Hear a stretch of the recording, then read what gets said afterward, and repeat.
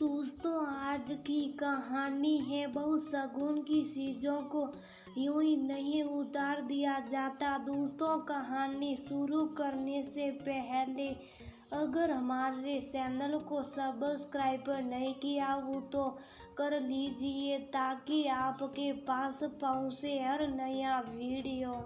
माँ जी, देखिए ना, मेरे हाथ में छोटी छोटी फुसियाँ जिसमें खुजली भी बहुत हो रही है। अगर आप कहें तो ये सूढ़ा उतार कर दवाई लगा दूँ। थोड़ा डरते हुए प्रीत बोली।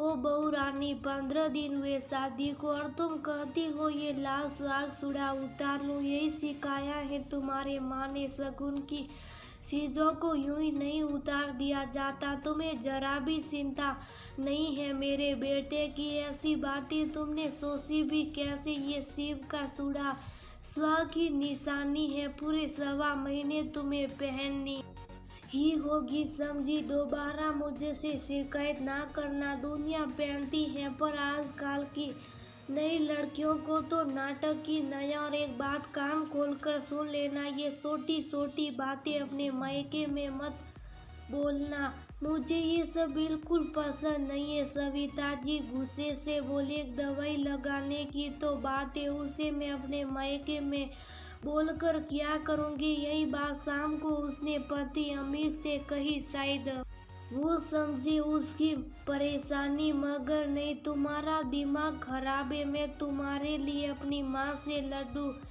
जिससे वे मुझे जोरू का गुलाम साबित कर दे। नहीं नहीं, जो मम्मी कहती है उसे कान खोलकर सुनो। उनके खिलाफ जाने की हिम्मत ना करो। आखिर वो हमारे भले के लिए ही है ना। प्रीत को अपनी बाहों में भींचते हुए बोला। उस रात प्रीत को पता चल ही गया कि यह जनाब माँ की आज्ञाकारी पुत्र है, जो बीवी का पक्ष लेने का सपने में भी नहीं सोच सकते। खैर, जैसे तैसे प्रीत ने 1.25 महीने काटे। उसके बाद जब सूढ़ा उतर गया तो उसने सोने की एक एक कंगन डाल नौकरी पर जाने लगी। पहले दिन ही सास सविता जी की निगाह उसके हाथों पर जाकर रुक गई। अरे बहू, ये क्या तुमने कंगन पहना है?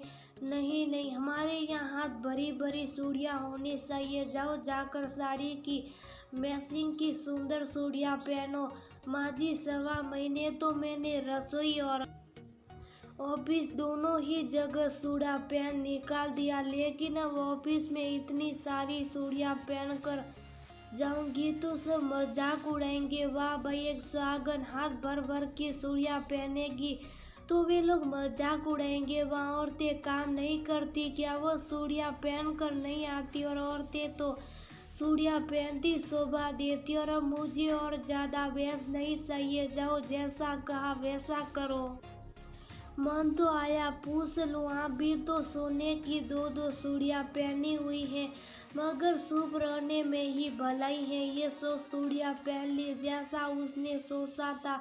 ऑफिस पहुँचते ही उसकी दोनों कॉलिंग प्रिया और सुधा उसकी दर्जन भर चूड़ियाँ देखकर हंसने लगी और बोली, मैडम, अब तो नई नवेली का किताब अपने सर से उतारो और ऑफिस में सिंपल सोबर होकर आया करो। हाँ, ट्रेडिशनल डे की बात अलग है। उस दिन हम सभी अच्छे से तैयार होकर आती हैं, पर रोज रोज यहाँ काम करना या शादी समारोह में खाना खाने आई हो।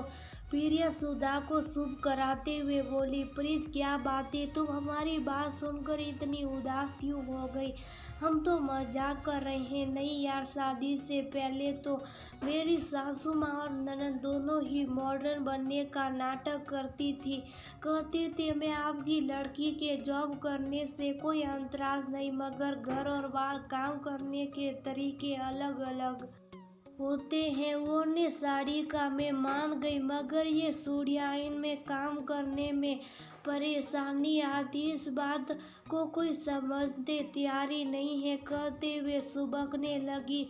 ऐसा नहीं है कि मुझे चूड़ियाँ पसंद नहीं है। आज भी मुझे याद है जब मैं समझने तो लगी थी ड्रेसिंग टेबल पर माँ की रखी हुई रंग बिरंगी लाल पीली हर चूड़ियाँ चमकीली सुनहरी कुदन की चूड़ियाँ हाथ भर भर कर पहन लिया करती। जब माँ देखती तो कहती रख दो टूट जाएगी, मगर एक ना मानती थी। जब भी मौका मिलता छुप कर चूड़ियाँ पहन लेती, जबकि मेरे हाथ छोटे और पतले थे। माँ की बड़ी बड़ी साइज की चूड़ियाँ मेरे कंधों तक पहुँच जाती। मैं उन्हें पहनकर सारे घर में इटलाती फिरती, जिसे देख मेरी दादी बहुत हंसती थी। कहती तेरी शादी पर तुझे ढेर सारी चूड़ियाँ दिलाऊंगी। मैं भी ताली बजा बजा कर बोलती हाँ सारी पसंद ही लूंगी, मगर आज लगता ये चूड़ियाँ आज मेरे हाथों की हथकड़ियाँ बन गई है।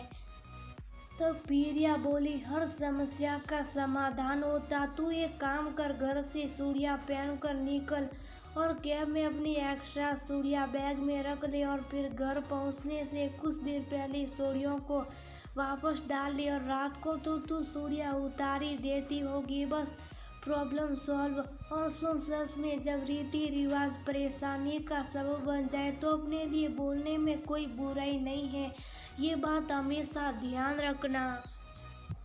पीरिया के बात मानो उसने बिल्कुल ऐसा ही किया। कुछ दिन तो अच्छे से कट गए, मगर एक दिन घर में मेहमान आने वाले थे। इसी जल्दबाजी में प्रीत हाथों में चूड़ियाँ डालना भूल गई और रसोई में आकर काम करने लगी। नीता ने जैसे ही देखा तो अपनी माँ को चुगली कर दी। सास सविता जी दौड़ी आई, क्यों बहू, ऑफिस से तुम बिना चूड़ी के कैसे चली आ रही हो?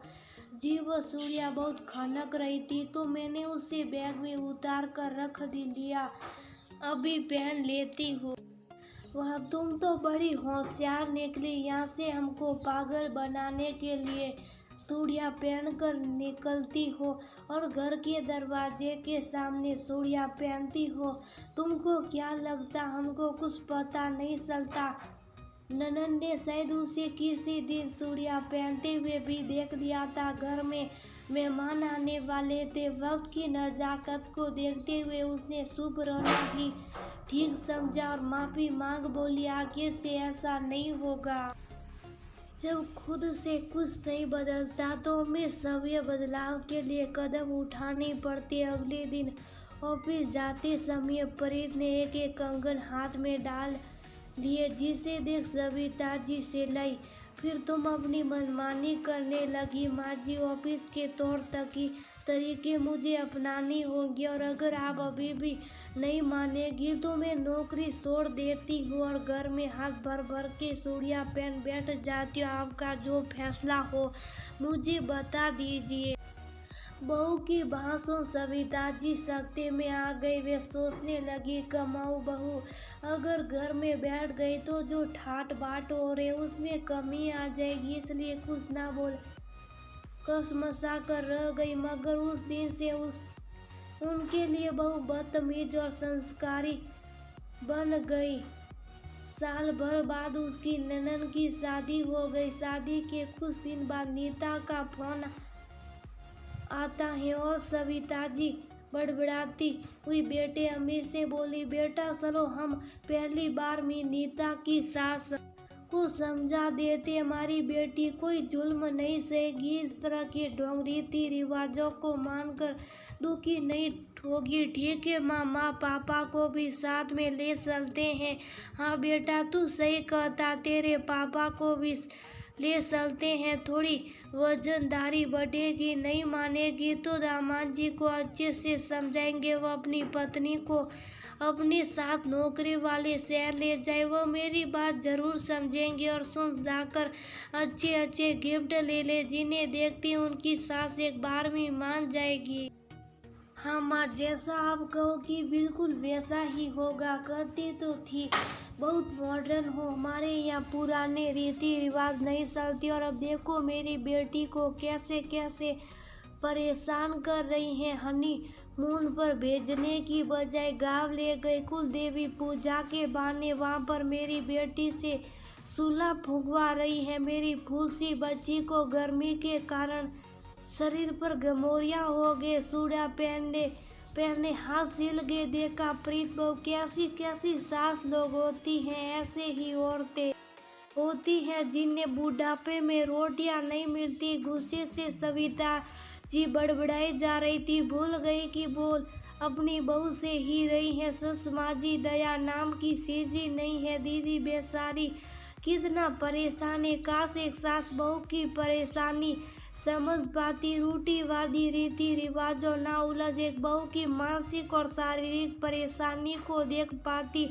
आप माँ हैं इसलिए अपनी बेटी के लिए कितना सोच रही, उसको तकलीफ में नहीं देख पा रही, उसकी परेशानी समझ पा रही है। वरना एक बहू के बारे में कौन सोचता। अपनी बहू की बात सुन पा बेटे, सास, ससुर, पति समेत सभी की नजरें झुक जाती है। आखिर उन्होंने कब अपनी बहू के बारे में सोचा था जिसकी उम्मीद वे अपनी समधन से अपनी बेटी के लिए कर रही थी।